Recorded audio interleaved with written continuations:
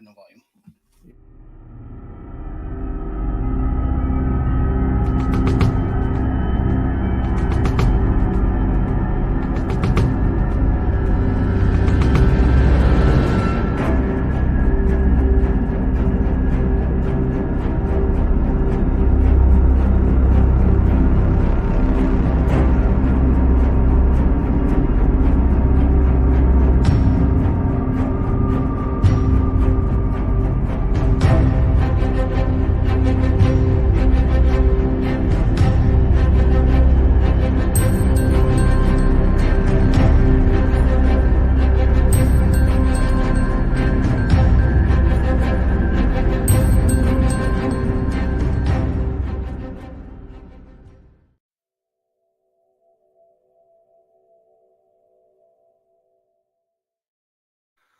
Why, hello there, everybody. It is Wes and Andy. We are sans Hank tonight as he has been sequestered into a work project that he could not get out of. So he sends along his regrets for not being here. But we're here. We are here. We're a little later than we intended to be. I apologize for that. It wasn't much I could do, but it was out of my control. 100% my fault. Today got away from me. Buddy, I wasn't going to throw you under the bus. I can throw myself on this. Happy to do it. All right. We covered episode 1 last night, and you know what? I hopped into bed last night. I rewatched episode 2 on my phone. Remember yesterday in our first episode when I said, I think, she's going to come back with that backpack and save the day? Yeah, I do remember. So much for that. Well, as it's at the bottom of a mountain. Well, there's always the possibility of the Goonies ending.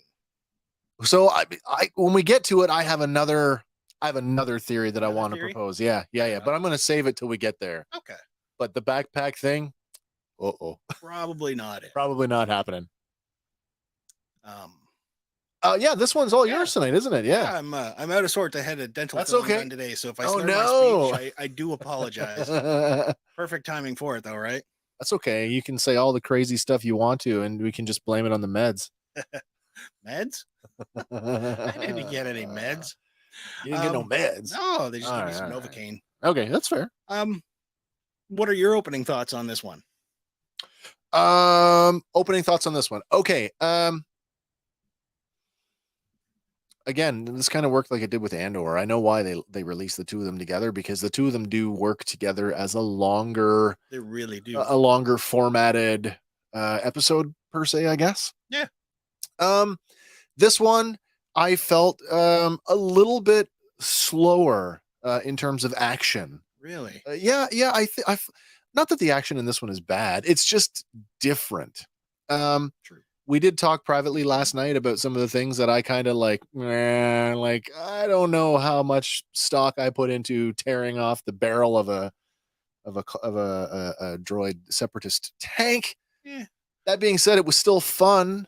True. It was still fun. It just kind of, to me, it took me out of it a little bit, because like now, and again, Hank hit it on the hit the nail on the head.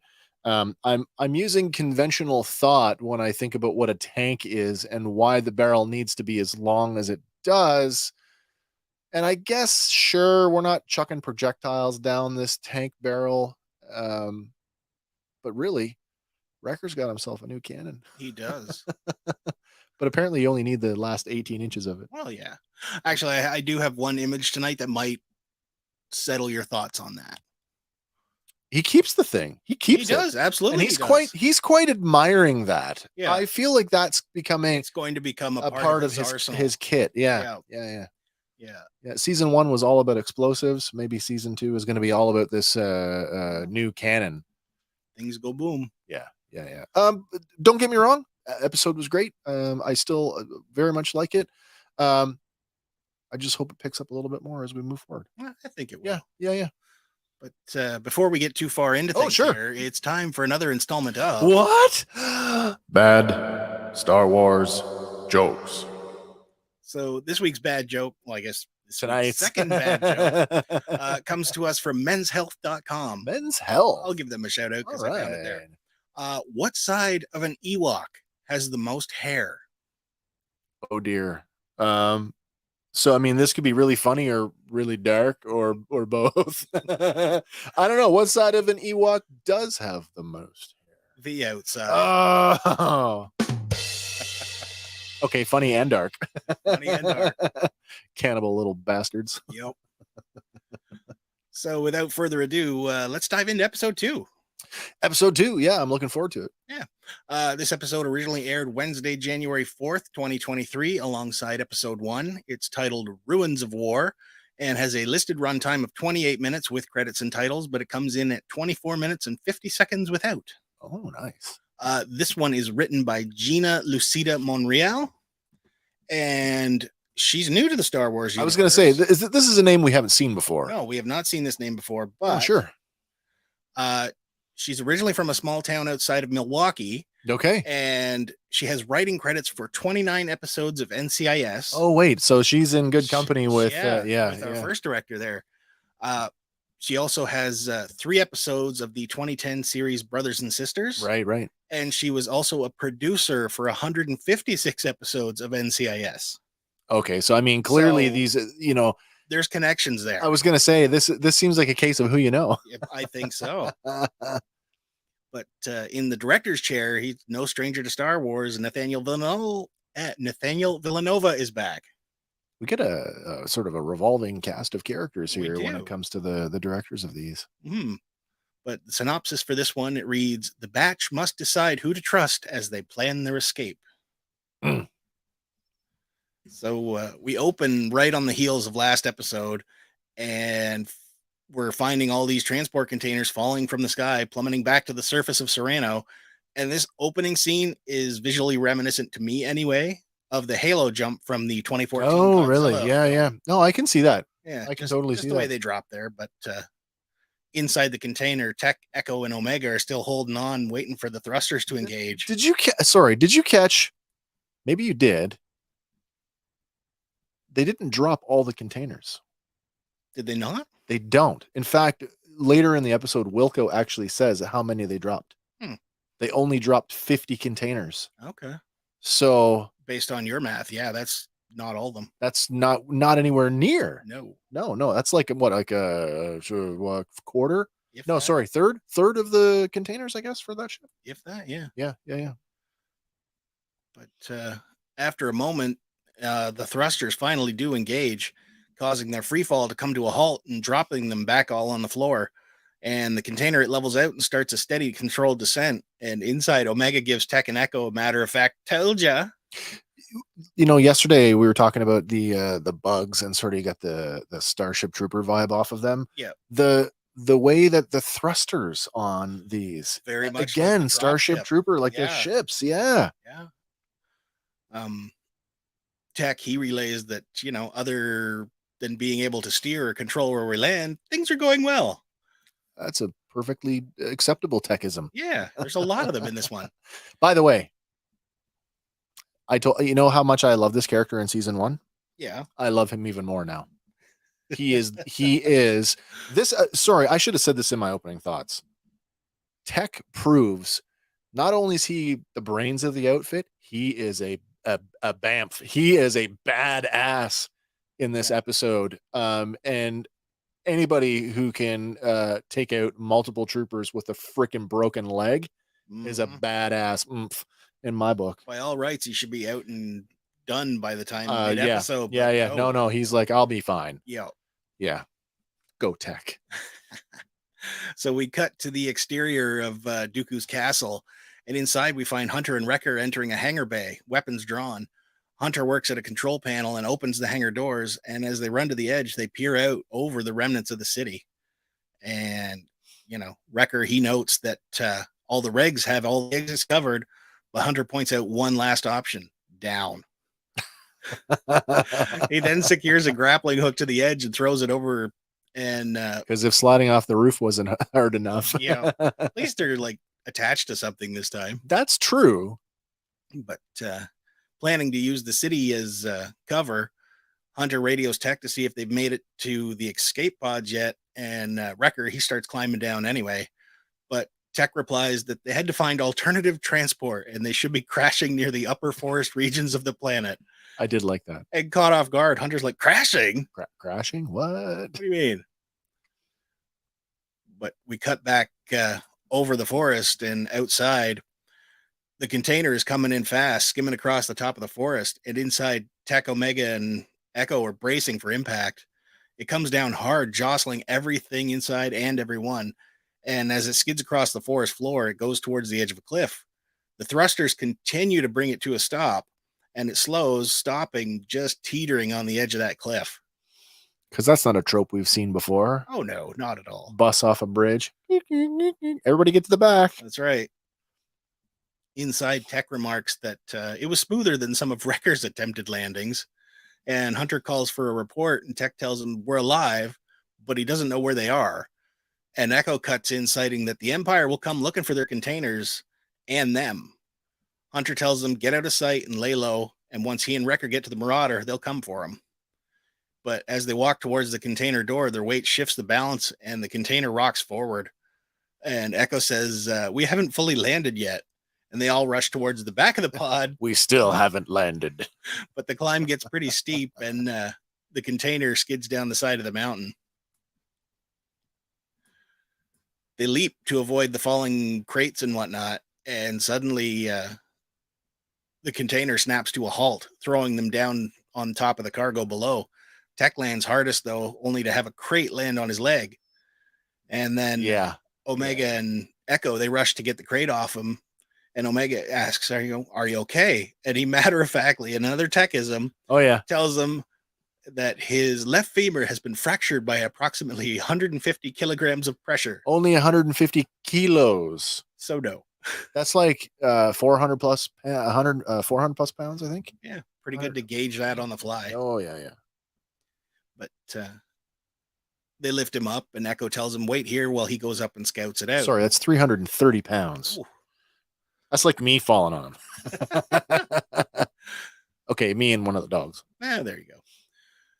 So Echo, he scales the vertical container and opens a door, and once outside, he looks over the edge and sees that the container is still a ways up the mountain yet. And Omega radios up asking, what do you see? And gruffly he replies, we still haven't landed. The camera moves behind Echo, just showing how far they still have to go. And the scale here is great because it really gives you an idea just how big the whole war chest the really large is. container. Yeah. And that's just one of the ones that were jettisoned. Yeah. So like also that forest, the tops of those trees give you a pretty good idea of how far down it is. Mm-hmm. Wouldn't want to be falling from there. But back at the castle shuttle bay, Captain Wilco, he enters and calls for a sit rep. And one of the troops tells him that the containers have scattered throughout the upper forest region, but squads have been dispatched, and they think it is unlikely that the thieves who infiltrated the cargo ship are still alive. But Captain Wilco says, I want confirmation.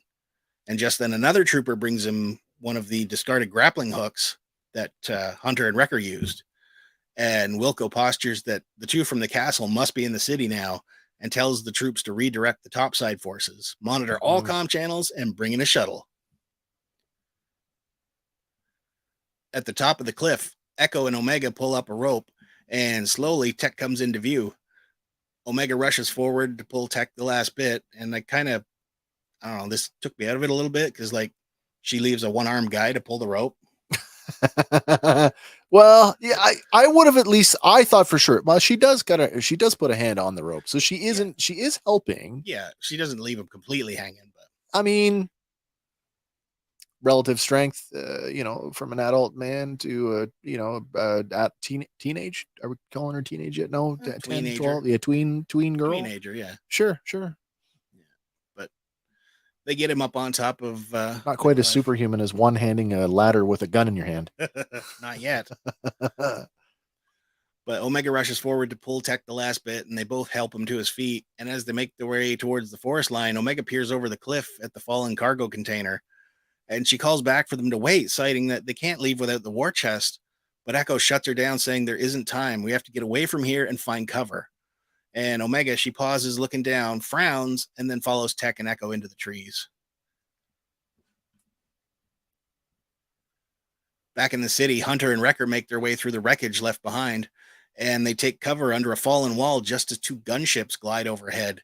They watch the two ships land, and a squad of troops departs from the first, and Wrecker remarks they're setting up a perimeter, but it won't stop him. And Hunter relays that they know the batch's forces are split, so they'll be monitoring comm channels. Back in the forest, Tech limps along with Echo, and Omega, she's at the ready with her energy bow. And Hunter comes across the radio with a coded message: Havoc 2, the fourth sun is setting. Plan 00. And Tech replies, copy that. But Omega, she's like, what is Plan 00? And Tech tells her that it means to go radio silent because comm channels are being monitored. But from the shadows, there's a figure that's watching them.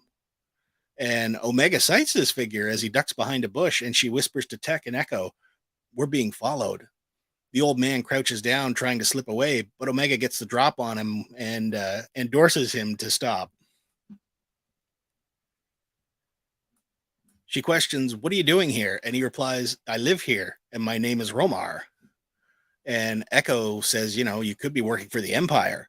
But Romar questions, me? Aren't you working for the Empire? Working for the Empire? Yeah. And while pointing his finger at the three, Tech interjects saying, we don't have time to debate. But Echo asks, where's the nearest spot to hold up? And Romar says, it's hard to think with Omega pointing her bow at me. And she reluctantly lowers her weapon. He goes on to tell them that there is no shelter around these parts, but Tech is picking up a heat signature 200 meters west of their location, and he suspects that it's Romar's home. And he questions how you could know that, but Echo cuts him off saying, take us there. Yeah. And Romar, he turns and kind of murmurs that he doesn't have much of a say in the matter and leads them deeper into the forest. No, you don't. No, we have guns. What have you got? So Romar Adele is voiced by Hector Elizondo. Yeah. 159 acting credits under his belt going all the way back to 1963. He's been around in such roles as Ed Alzate on the TV series Last Man Standing. Right. Jim Gordon in the Lego Batman movie. Yeah. Dr. Philip Waters on Chicago Hope. And Barney Thompson in Pretty Woman.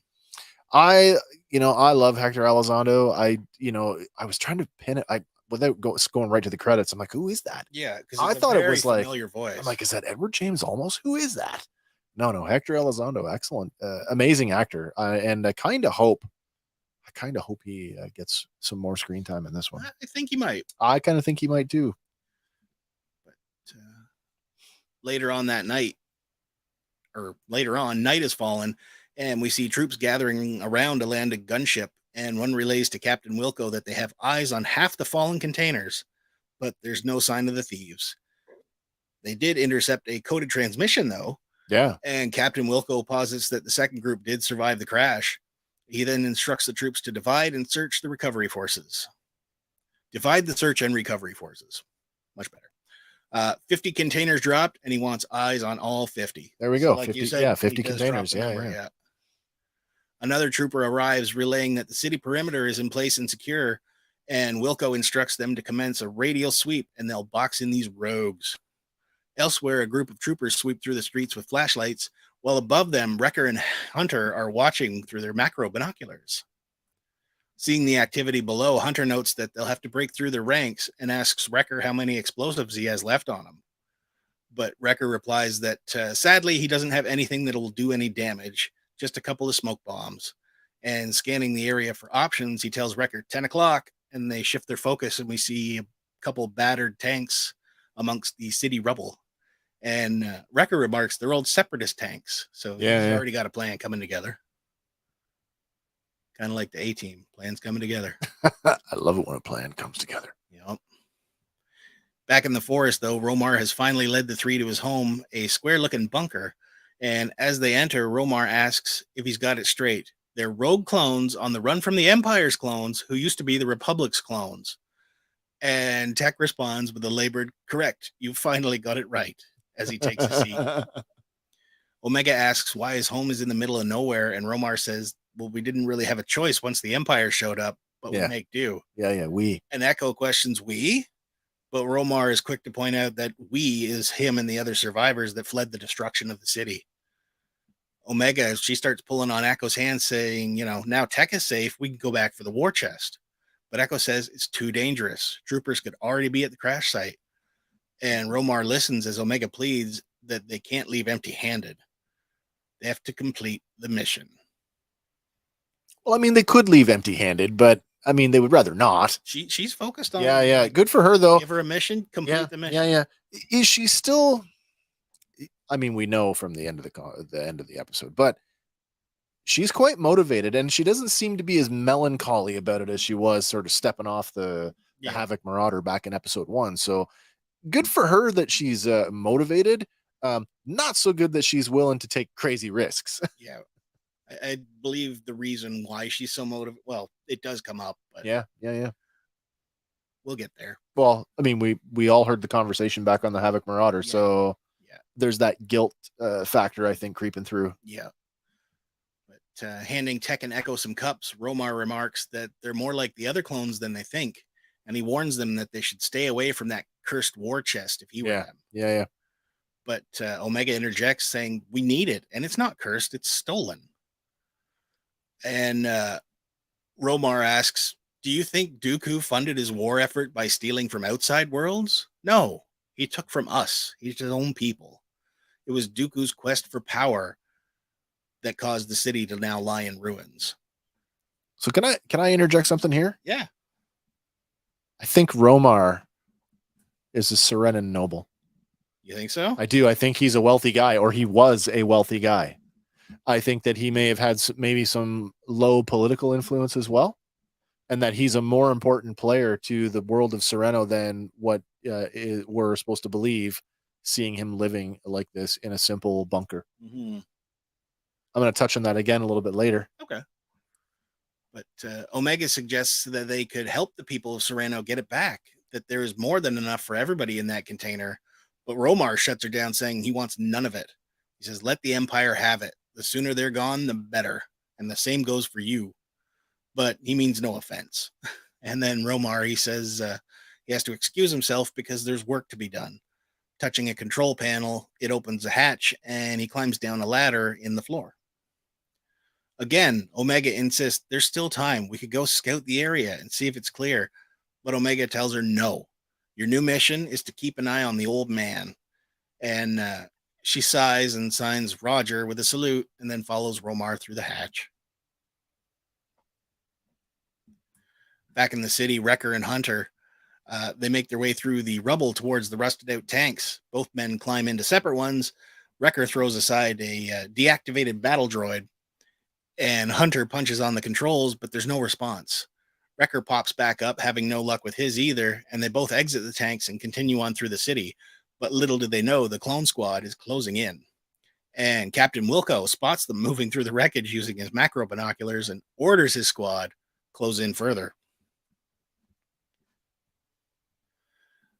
Cutting back to the forest, Echo paces as Omega stands at the bottom of the ladder, her arms crossed, clearly not happy with this mission. But Romar sorts through crates and odds and ends, including what could be the head of a battle droid. Maybe. Certainly it looks like a droid part of some kind. Yeah. I'm not 100% sure. There's a couple things that he waves around. That's one of them. And there's something else that I couldn't, it was so fast, I couldn't even make it out. Yeah. I was looking for any sort of, hidden treasures that might be in this little basement. Yeah. In the back there, it kind of looks like a cycler rifle. It does look like a cycler rifle, maybe. When you zoom up further, it might just be like an antenna. Yeah, sure. Like the top off like a evaporator or something. Yeah. Okay. But as he's sorting through, he asks Omega, are you just going to stand there? And she responds that she's keeping an eye on him. And sure. he notes, well, that's not much fun. And then he throws her a trinket from a drawer, and she asks, what is it? And he tells her, look inside, which she does. And light refracts and spins around in dazzling patterns. And she asks, are there jewels inside? But Romar tells her it's only reflected glass, an optical illusion. And puzzled, she says, it's not treasure?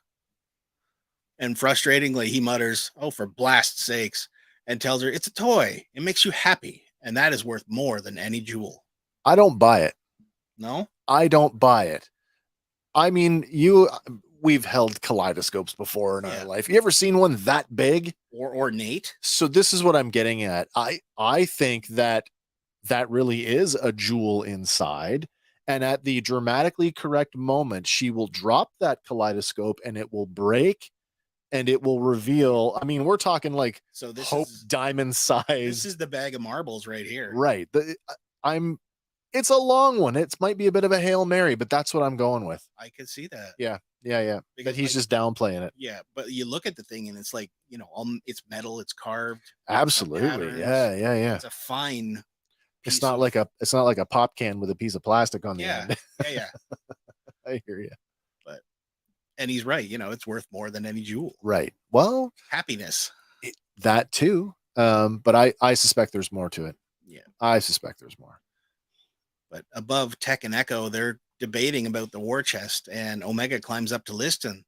And Tech postures that without the war chest, they're no worse off than they were before. But Echo has a different view, that the Empire is growing stronger and they're not doing anything about it. And clearly steamed, he makes for the door.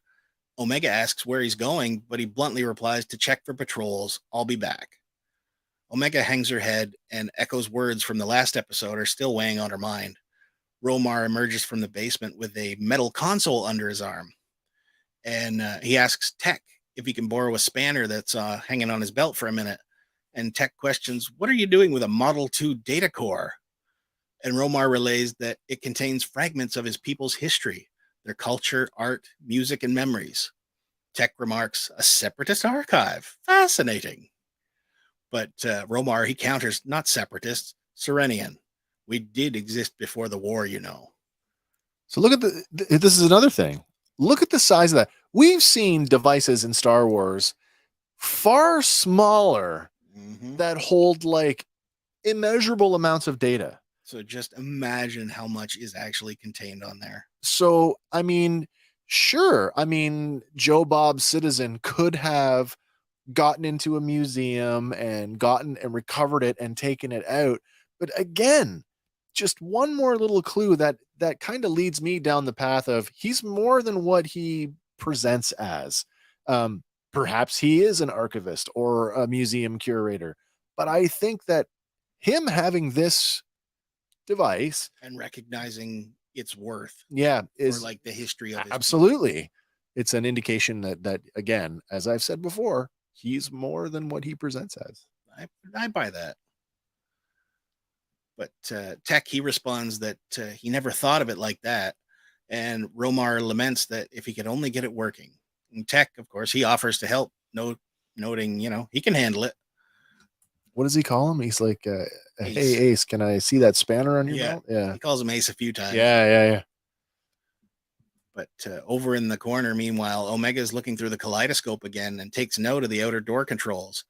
She then spots a coiled cable on the floor, and we can see, she's got a plan going in her head too. Wow, you can see he's just like, yep, I know what I'm doing. Yeah. So another thing throughout these first two episodes is the expressions on the face.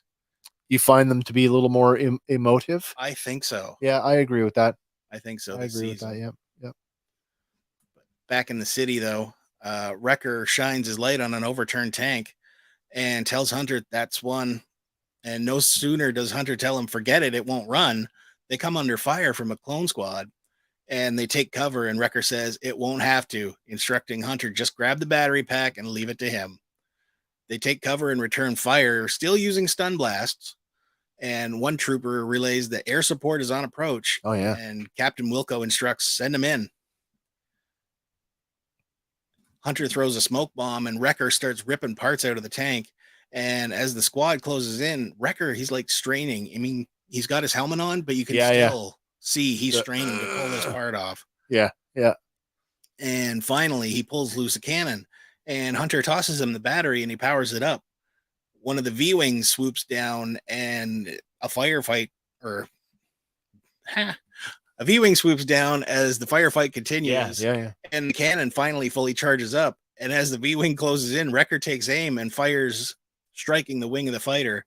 It crashes into the ground and explodes in a ball of fire. And Wrecker just laughs out loud and cries out, boom, I make a pretty good tank. I actually find this sequence to be kind of interesting for another reason.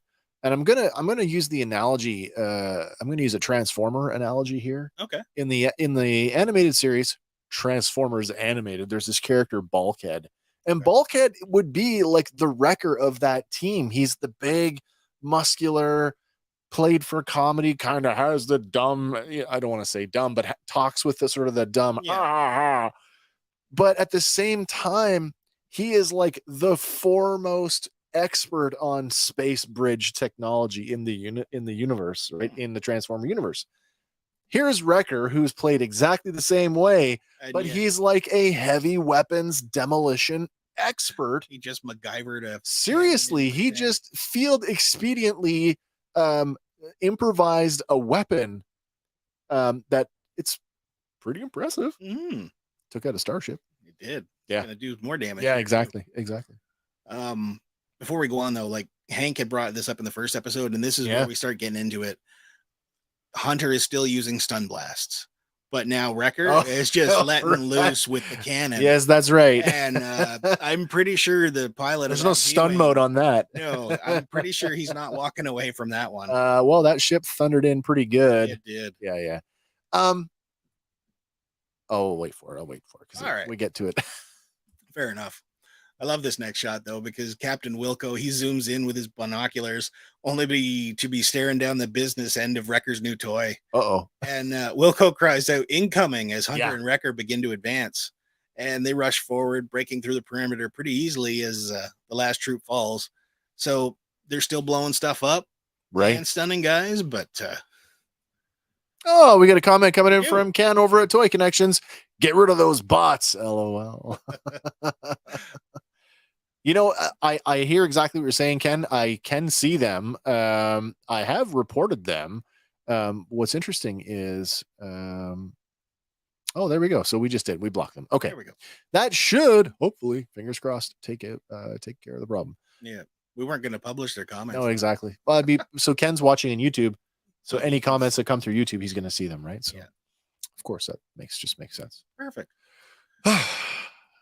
Growing pains. When we get a little bit bigger, we can get a moderator. That Mhm. won't be a problem anymore.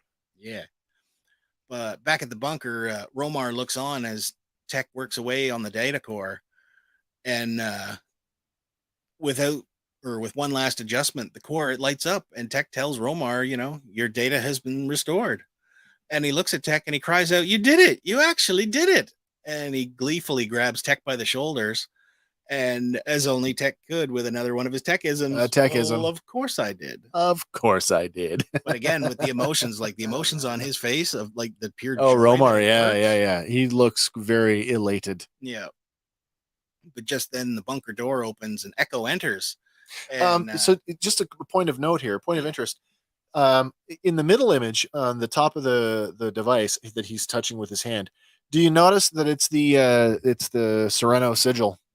I was wondering if that's It is. Yeah, it's turned on its side, but that's the same sigil that's on the stained glass window in the castle. Nice. So, I mean, again, we are looking at a very important piece of tech That is like quite possibly liberated from the castle or saved from destruction. Again, Romar, who the heck are you? Someone of interest. Yeah. But the bunker door opens, Echo enters and scans the room and asks, "Where's Omega?" And he checks the basement, but she's nowhere to be found. And Romar notices the kaleidoscope on the floor next to the spot where his repelling cable used to be. Yeah, it used to be. And quickly, Tech arrives at the conclusion she must have gone after the war chest. He tells Echo to go after her and he will catch up. And as Tech limps to the door, Romar says, "You won't get very far in your condition," but Tech counters that I can manage. And as the door closes behind him, Romar looks at the floor with kind of a forlorn expression. So I don't know if he was like, a bit sad that he's not just charging out there with them. I don't know. But, I don't know. To this point, stealth has served him, right? It has. Do you think there's some maybe remorse, regret that he let the kid get out of the house? Maybe. I don't know. Elsewhere, Omega, she secures the cable to a nearby tree, and as she creeps closer to the edge of the cliff, she looks down a moment before tossing the cable. She then shines her light into the open container below, and satisfied with where the cable fell, she begins to climb down. Cutting to the hills, Wrecker and Hunter have made their way upwards, stopping only momentarily to drive fire with the squad of troops that's in pursuit. with the big boom. Yeah. Hunter says the Marauder's just over the ridge, but Wrecker laments that you said that about the last 2 ridges. Oh, yeah. And Hunter replies, I mean it this time. How far now, Papa Smurf? Yeah. Not far now, my little Smurfs.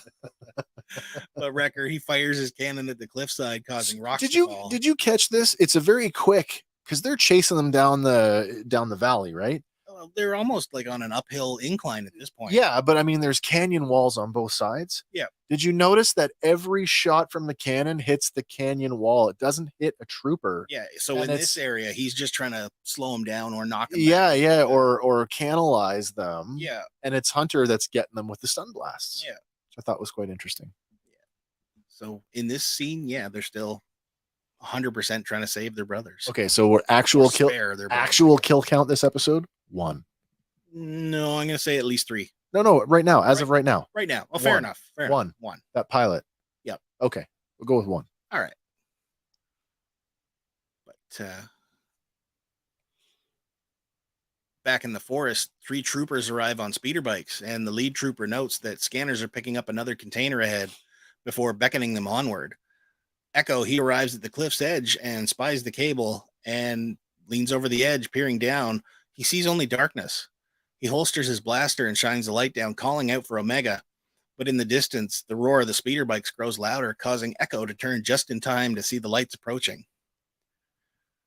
But they're on him in an instant, and they open fire. And as they continue to fire, he grabs the cable and begins to rappel down. But one of the shots severs the cable, and Echo falls, landing hard on the top of the container below. Lucky shot, if you ask me. I know, eh? But these are clone troopers. From a moving vehicle. Yeah. Mind you, it's a much larger blaster. It's a pretty big cable, too. It is. Yeah. But Echo staggers to his feet and climbs inside as the troopers dismount and open fire. He triggers the doors closed and seals them shut. And suddenly he's lit up from a light below. And Omega calls up to him, unaware of the outside troopers. And proudly, she shows Echo the bag full of shiny stuff. Full of shiny stuff. Yeah. Oh, the bag. You know. So, like we were asking before, the bag got dropped. Yeah. As they dropped. Yep. But she's gone back for it. So this is the same container that they originally boarded. Well, so that Which kind of makes my puts question, things, yeah. Where is that poor trooper? Or is he just, smoked under all the crates? So yeah, the trooper from episode 1 that Wrecker stashed, but he did not secure. Yeah. So he's gone for a there's terrible ride. good chance that he's been crushed. I would think so, which brings our kill count to 2. Unfortunately. Sad trooper. Yep. But admonishingly, Echo, he asks her, did you not hear the blaster fire? There's troops outside and we have to go. So she slings the pack on her back and begins to climb. And up on the ridge, the trooper radios that they found a container and one of the thieves who they have pinned down. He then requests backup, and the trooper on the other end responds that a gunship is inbound and they're to hold their position.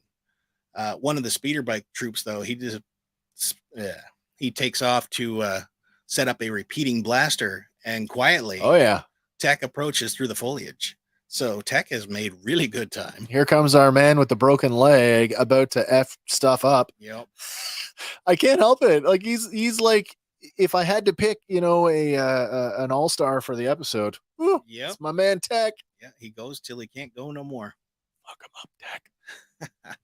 Which he does. Tech takes aim at the trooper assembling the repeating blaster and stuns him. The 2 others hear the shot and open fire as Tech limps into the forest for cover.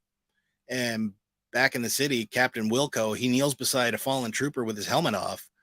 And another approaches him with a sitrep again, telling him that the intruders are retreating into the eastern ridge. And he instructs them to reroute air support, and they rush off.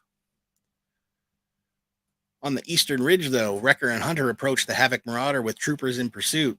And Hunter fires back with stun bolts, and Wrecker's still unleashing a flurry of shots with his makeshift cannon. Every time it goes off, all I can hear is "Rah!" They board the ship and quickly assume the controls. And Wrecker remarks that the old bird never looked so good.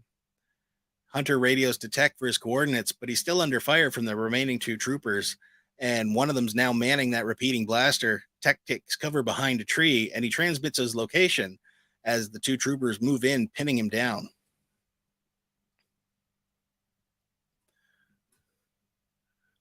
The troopers open fire on the Marauder as it lifts off, but they don't really do much damage. But as soon as they do, 3 V-Wing fighters are right on their tail. Yeah, so apparently there were more parked on that platform than what I Than just the initially original thought. 2 per I don't remember. escort. Now I got to go back and look at the episode, but I don't remember seeing more. Like 2 took off. I'm like, oh, there's 4 more on the ground. Was there 6 or 7? Because now they will get 3 of them there. Well, now we know that there's hangars in the castle, right? So That's they had full access. also They true. They could have used it to park some, I suppose. Stored some while Yeah, they were, get them out of the way while they were loading cargo. Right. But Wrecker notes that we've got company. Well, again, though, on that note, I mean, this is the first. Was it you or Hank that said, like, I think you did? Why is there no support ship in orbit? Yeah, like why is there no Star Destroyer with that much stuff on? Like Hank said, this is early on, and that's true. They believe they're. Oh, that's right. Unopposed. Yeah. That's true. But not so unopposed that they didn't have to pack a bunch of starfighters around it, though. Short range stuff. Yeah, exactly. Yeah. But Wrecker notes that they have company, and he bolts off and mans one of the cannons, and he fires, striking one of the V-Wings, which bursts into flames. So our kill count goes up to at least 3. Well, we're up to 3 now. Oh my god! Unless they're how many troopers you think are in a V-Wing? Probably just one. One pilot, I think. Okay, it's a starfighter. Fair enough. Yeah. Then we shift back over to the cliff, and the 2 troopers continue to fire at Tech, but one calls to stop because they're literally just chopping trees down at this point. Right. And he makes his way around the tree, only to have his blaster knocked from his hand by Tech. And the 2 clones struggle, and Tech is disarmed, and they fall to the ground, each reaching for the nearest blaster. And then we cut back to the troop manning the heavy blaster, and he sees blaster fire going off in the brush. I love that they play it from that, from the opposite perspective. Yeah. You hear the blaster go off, but you don't know who got it. Yeah. And not knowing who's doing the firing, he radios to CT-3278 to report back. No answer comes, and he's quickly hit with a stun bolt. And as he recoils, his hand locks on the trigger, firing more of the repeating blasts in Tech's direction. Yeah. And a second shot from Tech lands its mark this time, and finally the trooper falls. With the 3 troopers now down, Tech falls to his knees, and then he basically collapses. So it wasn't a cakewalk, but still, I mean, the man with the broken leg got it done. He humped his way out into the bush on a broken leg. Yep. Baited in some troopers, beat them to oblivion, and still came out on top. Yep. And now he has having a nap. That's right. But we switch over to Cliffside, and the container is beginning to shift a little bit. And inside, Echo and Omega climb towards the top, but the shifting of the container causes a crate to come loose, nearly missing Omega, but it still goes close enough and causes her to lose her footing, and she falls. As she lands, her backpack full of treasure spills out, and she rushes to gather them, but in doing so, the shift causes the crate she's landed on to tilt, and it spills the gems and treasure to the bottom of the container below. And she reaches out for it, but it's no use. Echo tells her to hurry as the whole container is going to fall, but laser focused, she says she can get it back. She has to. Again, Echo tells her, don't forget about the war chest. It's not important. And a hint of sadness in her voice, she replies, yes, it is. I heard what you said to Hunter on the Marauder. You don't have a normal life because of me. And it lurches downward again. And Echo says, listen to me, please. You have to let it go. And Omega closes her eyes, and she breathes deep, and she turns away from the jewels as the container jostles again. Crates began to fall from above, and they scramble upwards. And I liken this scene to the moment with Sean Connery and Harrison Ford in Last Crusade, where he's like, Indiana, let it go. Oh, right. Like she's so focused on it, she's willing to ignore the danger, right? Again, making like crazy choices. Yeah. Taking crazy risks. But they scramble their way up and make it to the top. And Echo uses his scomp link to open the door. They clamber outside and leap from the container to the cliff as it topples down the cliffside. And Omega, she looks down just in time to see the container tumble into the darkness below. a long way down, Yeah. and it tumbles and And tumbles we don't and hear it tumbles. land. No, it's It almost is like that far away. It's like the coyote on an anvil off the cliff. At least you heard the coyote though. That tiny little puff. Yep. Up on top, Romar has approached and he finds Tech down and shakes his shoulder, saying, "Ace, wake up." Tech comes to and asks, "What are you doing here?" And he responds, "I heard blaster fire and thought you might need some help. And I was right." He lifts Tech up and helps him towards the cliff. And below, we see that Echo and Omega are balancing on a narrow ledge. But Tech calls out to them and he waves. He tells them, "Hold on." But just as he does so, a gunship is approaching. Tech says he'll take care of the ship while Romar moves for the cable. He loops it around the nose of one of the speeder bikes, and the ship opens fire as Romar nears the edge of the cliff, tossing the cable down for them. He yells for Omega and Echo to grab the line, which they do, and they begin to climb. Tech lines up the repeating blaster as the ship draws near, and two more speeder bikes approach from behind. So Tech, he opens fire on the gunship, causing it to veer away and smash into the side of the cliff, and it falls, nearly missing Omega and Echo. Well, that's a pretty good impact. That Yeah. could have been fatal. Well, it's going to fall and explode again too, right? So that's two, at least two guys. Yep. Front seat, rear seat. So we're up to 5 now, right? No stun for you. None for them. At this point, why are we even bothering to stun? I know, because they need numbers. I guess so, yeah. But Tech spins around and he opens fire on the speeder bikes, and they crash forward, jarring the bike with the cable attached and causing it to slide forward. And the two guys that just rolled up basically go over the cliff. So we're up to 7. It's way more than I thought. Yeah. way more than I thought this episode. But Romar, he jumps aboard the speeder and engages his controls just in time as the bike nears the edge, stopping Omega and Tech from falling any further. He slams the bike in reverse and pulls the cable back up, and Tech limps towards the cliff and helps Omega and Echo up. And another pop culture reference, I was picturing Eddie in Jurassic Park: The Lost World, where he's got the Mercedes attached to the cable. Oh, yeah. And he's backing up trying to pull them up. Yeah. But, there's no dinosaurs here. Yeah, there's no extra pressure to, oh, my God. There's no spinning the wheels in the mud. Yeah.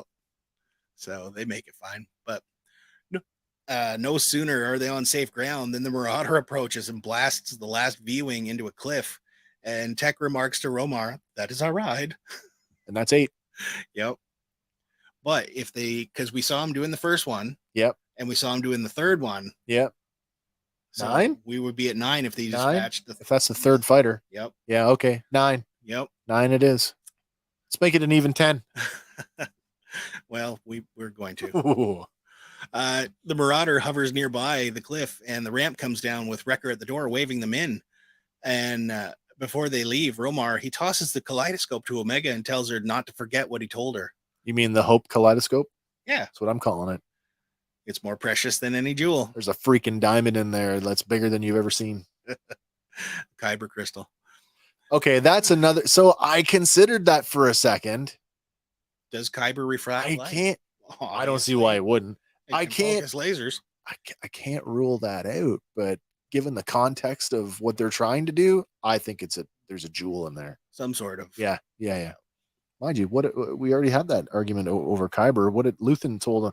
Don't let it go for any less than 50,000. Yeah. And that was only for like a little shard of it. Exactly. So I mean, something the size of your like fist. Yeah. Baseball-sized Kyber crystal. Right. But Tech asks Romar, what are you going to do? And he says, "I'm a survivor, and you guys need to go." And Tech watches as Romar retreats into the forest just before he boards the ship and the door closes. They soar upwards into the night sky, and below, Romar watches them fly off from a covered spot, letting the moonlight fall on his face. I do think we haven't. I honestly, I hope we haven't seen the end of him. Hector Elizondo is just too big of an actor to. Maybe they could only get him for one episode. But I mean, if you were going to get him, well, that's the other thing too, right? Like the credits fully name the character. Oh yeah. Never hear his last name outside. Well, it was the same thing with Fee. Sure. They don't say Fee's last name, but it is identified in the credits. So the fact that we've gone through the process of actually naming these characters, that they have Yeah. a real identity, a first and It's a not like last a name. one-off. No, exactly. So is there room for them to show up again? Sure there is. You hire an actor to, are you going to get them to do 1 20-minute episode worth of dialogue? Or are you going to like squeeze them for everything they're worth? Yes. I would hope so, that you would, get your money's worth. Mm. Who knows? We'll see. Where are we here? Oh, I went too far.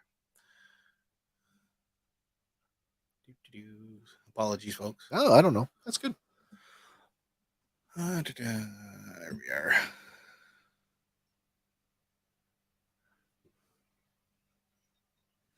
There we are. Aboard the ship, Wrecker services his new cannon while Omega plays with the kaleidoscope. And she looks over and she notices Echo in the doorway. And she says, "I'm sorry we lost the war chest." But Echo says, "We'll manage without it," as he takes a seat across from her. She looks over and she says she wanted to make things better for them. And she knows they all gave up everything because of her. But Echo says, "Good thing we did, or we might be fighting for the Empire right now, or worse. We made the right choice, Omega, and I'd do it again." Omega then turns and gives Echo a smile, and we cut back over to Castle Sereno. There we find Captain Wilco walking with Vice Admiral Rampart, and he relays to him that they've recovered 85% of the war chest, but he'll chase that number to perfection. And Rampart tells him that his failure to guard the transport is not why he's here. Yeah. He's here to address some inaccuracies in his mission report. It's a big deal, too. Yeah. And when Wilco questions what inaccuracies, Rampart tells him, "You stated that the would-be thieves were the rogue clones from Experiment Unit 99. Right. And that is impossible. They perished at the fall of Topoka City." Yeah, they were declared dead. Yeah. But Wilco says your intel is wrong, as I have visual confirmation on 2 of them, and he boldly states they're alive. But Rampart, he responds, "I see. If Governor Tarkin were to learn of this misstep, then he would be at risk. Right. And that cannot happen." Turning to Wilco, he tells them that this is why a new report will be filed without any mention of the Bad Batch. And Rampart moves away from the edge, and Wilco firms up and he says, "I will not falsify an official report." Not living up to his name. Yeah. The will comply. Will not comply. Yeah, good soldiers follow orders. Will not comply. He's not doing it. But Rampart lowly, he says he understands. But as Wilco turns to face him, Rampart already has his blaster drawn, and coldly he says, "I will." Yeah. Wilco, he moves to strike, but Rampart shoots, and from a long view, we see Captain Wilco's body go flying over the edge. below. Yeah. Rampart, he turns on his heel and walks back toward his shuttle. Do you think he survived? It's a pretty big fall. I know. And there's no water landing. There's no waterfall or anything. Sure. Because we get the earlier shot in the episode of way far pulled back. Oh, yeah. And it's a heck of a drop. But, So I got a question for you. The declaration that they're dead, because he says they were reported. So it's in an official report. Yeah. They're dead. What does that mean for Crosshair? Because who do you think filed that report? Do you know what I mean? Like, True. There's a very, very, very good chance that Crosshair is directly linked to this report of their death. You know what I mean? True. So, but I could also see Rampart having his signature on it, authorizing it or something. Yeah, because he's more concerned about it than anyone else. Well, and Rampart's also another one of those characters that he's ambitious. Yeah, he's ambitious. He's carving out a place for himself in the Empire. True. So, not sure what repercussions are going to befall Crosshair, but we have yet to see him. Yeah, but I wouldn't be surprised if there's some sort of repercussions for it. Probably. Like, hey, this was your thing. Go clean it up. Yeah. But they've already sent him to clean it up a few times. So, are they done with that? Is he out of chances? We speculated at season 1, like, is there still an opportunity? As much as I firmly believe that Crosshair is the evil asshole that he wanted us to believe that he is. Yeah. And I doubled down on that. Like, this guy, he's made a choice. He has. Is there still a chance for him to flip and come back?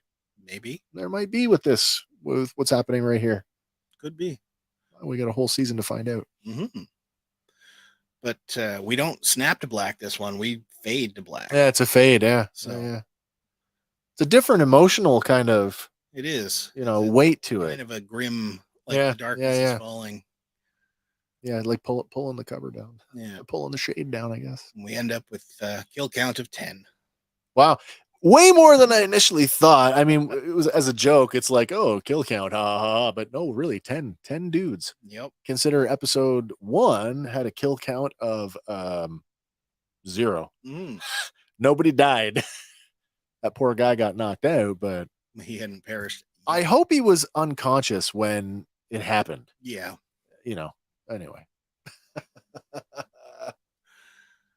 Wow, so that's episode 2. That is episode 2. Well, we got 14 more episodes to go. Yep. 2 more episodes over 12 weeks. Yeah, 12 more weeks to go. We got a Mandalorian week in there that we're going to have some overlap. We also, I put together some stuff today. I've got some, we have some shorter videos that are going out. If you are a member of our Patreon, you'll see our latest early access videos up there right now. And I've got more that I'm going to be working on here in the coming days. So nice. Do stay glued to that. And I don't know. Do you got anything else you want to talk about? Wishing Hank the best. Wish he was here with us, but totally do. Life gets in the way sometimes. Sometimes it does, and that's just kind of the way it is. But you know what? Adulting sucks. We made it through. We made it through. All right, guys. Well, that's it. Bad Batch episode number 3. It's just a couple days away here, Wednesday, depending on where you are, what time of the morning.